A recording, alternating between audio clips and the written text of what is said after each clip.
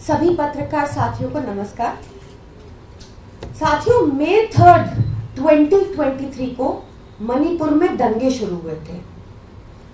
हजारों की संख्या में वहां पर घर जलाए जा चुके हैं, लोगों को मारा जा चुका है, रेप्स, मॉलेस्टेशन के केसेस हुए हैं। दो समुदायों के बीच आज तक 1 साल के ऊपर भी दंगे रोक नहीं पाई वहां की डबल इंजन की सरकार। जब लगातार एन बीरेन सिंह वहां के मुख्यमंत्री का इस्तीफा मांगने की डिमांड उठने लगी, क्योंकि वो बिल्कुल इनकॉम्पिटेंट मुख्यमंत्री रहे, तो अमित शाह जी ने सदन के पटल में कहा कि हमें उनसे हर तरह की कोऑपरेशन मिल रही है, इसलिए उनसे इस्तीफा नहीं लिया जा रहा। ये क्या कोऑपरेशन थी और क्यों उनको अब तक हटाया नहीं गया, उस बात का जवाब शायद उन टेप्स में निकलकर सामने आया है जो एक जुडिशियल इंक्वायरी के साथ, जुडिशियल कमीशन के सामने रखी गई हैं। एफिडेविट समेत ये टेप्स रखी गई हैं। सुनिए, बताया जा रहा है कि ये एन बीरेन सिंह जी की आवाज है, और सुनिए वो क्या कह रहे हैं।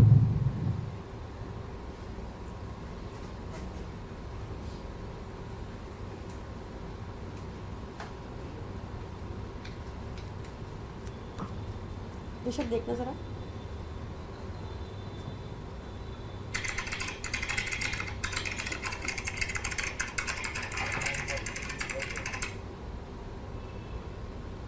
अमित शाह ने सलाह अब बीरेन जी, हाँ सर, अरे तुम कौन मारता है? कौन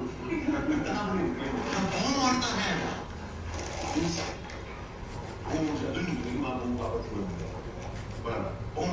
मत यूज कर रहे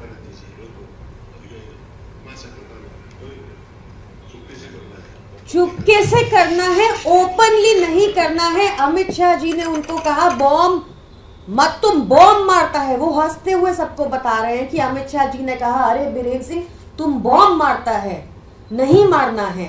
डीजी को बुलाकर अमित शाह जी ने समन किया, कहा बॉम्ब नहीं मारना है, और बीरेन सिंह जी कह रहे हैं चुपके से यूज करना है। दो समुदाय के बीच में शांति बनाने की बजाय वहां के मुख्यमंत्री इंस्ट्रक्शंस दे रहे हैं बॉम्ब चुपके से मारना है।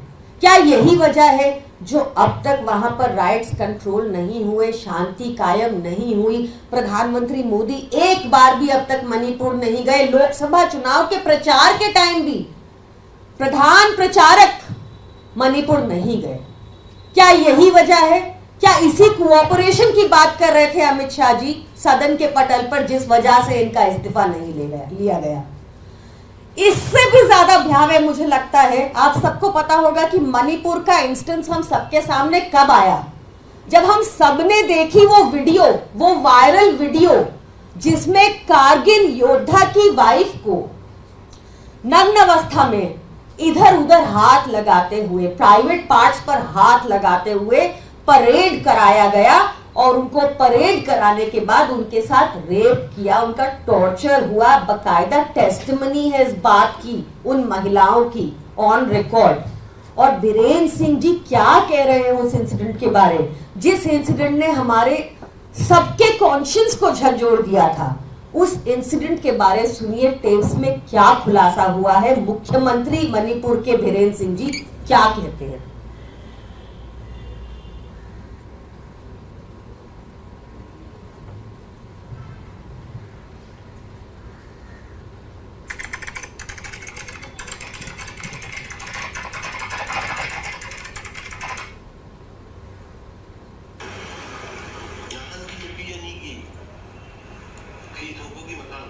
मैं आपको इंग्लिश ट्रांसलेशन कर देती हूँ साथ साथ, क्योंकि वहाँ की लोकल लैंग्वेज में बात हो रही है। ये इंग्लिश ट्रांसलेशन अवेलेबल है on the tape, therefore I am able to translate.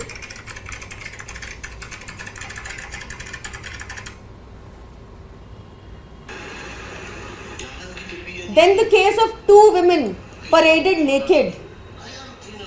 How badly we were shamed.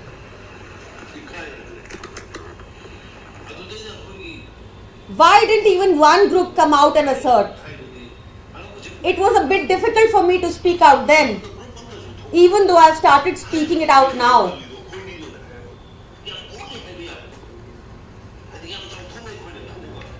They should have said, where is the proof? How can you say that they were raped? Can you imagine the CM saying this?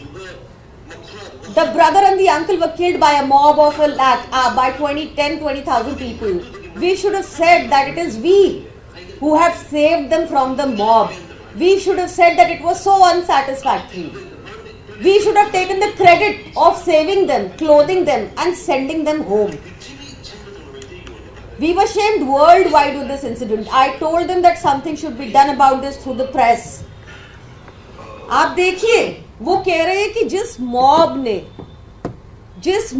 ने इनको जो 2 महिलाओं को, कारगिल योद्धा की wife को नग्न अवस्था में परेड कराया जिस मॉब ने, और उसके बाद उनका रेप किया, बीरेन्द्र सिंह जी कहते दिख रहे हैं कि हमें कहना चाहिए था कि वो मॉब ने तो उनको कपड़े पहनाए, उनको घर भेजा कपड़े पहनाकर, और क्या सबूत है इस बात का कि उनका रेप भी हुआ। ये स्थिति थी मणिपुर की, ये वहां के सीएम हैं, ये भाजपा की डबल इंजन सरकार है। क्या इनको बेटियों की इज्जत, महिलाओं की इज्जत के प्रति कोई भी संवेदना है? आपको दिखा इन ऑडियो टेप्स में? या आपको दिखता है कि योगी, या आपको तब दिखता है जब योगी आदित्यनाथ जी स्वामी चिन्मयानंद के खिलाफ लगे सेक्सुअल असॉल्ट के केस को माइनर के अगेंस्ट वापस लेने का निर्देश पारित कर देते हैं? या आपने देखा कि कठुआ में रेपिस्ट के साथ खड़ी हो गई भाजपा सरकार? या आपने देखा कि ब्रिजभूषण के साथ खड़ी हो जाती है भाजपा सरकार? या आप देखते हैं कि प्रज्वल रेवन्ना के लिए को टिकट मिलती है और उसके लिए वोट मांगते हैं मोदी जी? या आप देखिए फ्रेंड्स ऑफ बीजेपी के बाहर के अध्यक्ष बालेश ढंकर, इसको worst rapist of the century बताया गया। ये सब लोग भाजपा में ही क्यों होते हैं?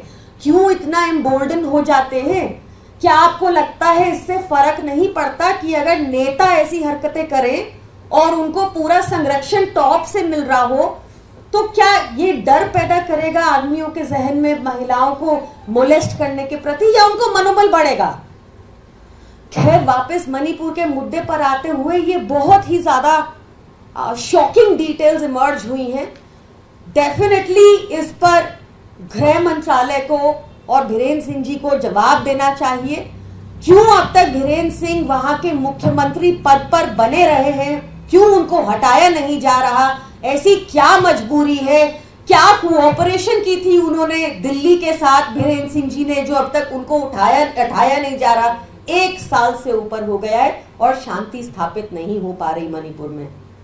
बहुत जरूरी है सवाल पूछे जाए और बीरेन्द्र सिंह जी को भी इमीडिएट प्रभाव से डिसमिस करना चाहिए। वहां पर उस गवर्नमेंट को डिसमिस करना चाहिए और अकाउंटेबिलिटी सेट होनी चाहिए। नहीं तो चाहे महिला हो, चाहे रायट्स हो, ये हमारे देश में रुकेगा नहीं। ये पूछना जरूरी है कि ऐसे गृह मंत्री जो कह रहे हैं चुपके से बॉम्ब फेंकना है, क्या इनके गाइडेंस में हमारा देश सुरक्षित है? क्या हमारी बेटियां ऐसे लोगों के अंडर सुरक्षित हैं जो कह रहे हैं कि रेपिस्ट्स को अवार्ड मिलने चाहिए? ये कहा है उन्होंने उस ऑडियो टेप में कि हमें सिचुएशन को टर्न अराउंड करके दिखाना चाहिए था कि हमने तो हेल्प की, मॉब ने हेल्प की उन लड़कियों की, कपड़े दिए और उनको अवार्ड किया जाए। ये कह रहे हैं वहां के मुख्यमंत्री। It is extremely shameful and questions must be asked and accountability must be set. Thank you.